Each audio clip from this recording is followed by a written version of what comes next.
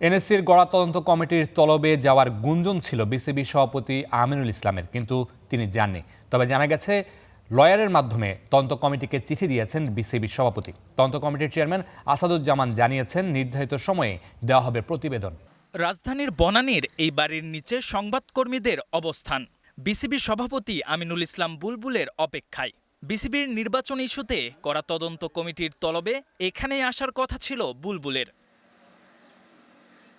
বুধবার দুপুর ২টা নাগাদ হঠাৎ এক ভদ্রলোকের আগমন। ড্রাইভারের সঙ্গে কথা বলে জানা গেল, গাড়ি থেকে নামা ভদ্রলোকই বিচারপতি AKM আসাদুজ্জামান, যিনি তদন্ত কমিটির চেয়ারম্যান।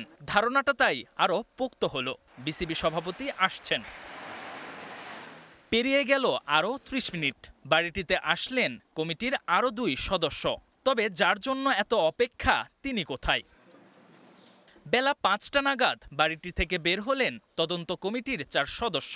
কমিটির চেয়ারম্যান বিচারপতি AKM আসাদুজ্জামানের কাছে নিশ্চিত হওয়া গেল, এখানে আসেননি বিসিবি সভাপতি। তবে তদন্ত চলছে এবং নির্ধারিত সময়েই আসবে ফলাফল। আমাদের 15টা ওয়ার্কিং ডেজ টাইম দেওয়া হয়েছিল, তার মধ্যেই আমরা আছি।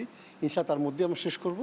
আমাদের চলতেছে, শেষ করার পর রিপোর্ট আসলে আমরা জানাবো। আজকে কি আমিনুল ইসলাম বুলবুল ছিলেন? না না না না না না, আমার তাকে শোকজ তাকে অ্যাটলিস্ট বেসিক্যালি যা বোঝার চেষ্টা করেন, আমরা কিন্তু জুডিশিয়াল ইনকোয়ারিতে বসি নাই। এটা আমাদের বারবার বলছি।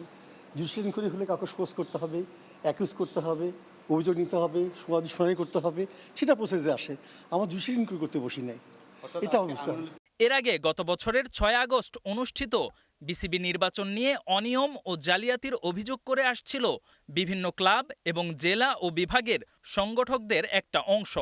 অভিযোগ খতিয়ে দেখতে ৫ সদস্যের তদন্ত কমিটি গঠন করে এনএসসি। সেই তদন্ত এখনো চলমান। একে একে ডাকা হচ্ছে বিসিবির কর্তাদের। KM Sony, star news, Dhaka.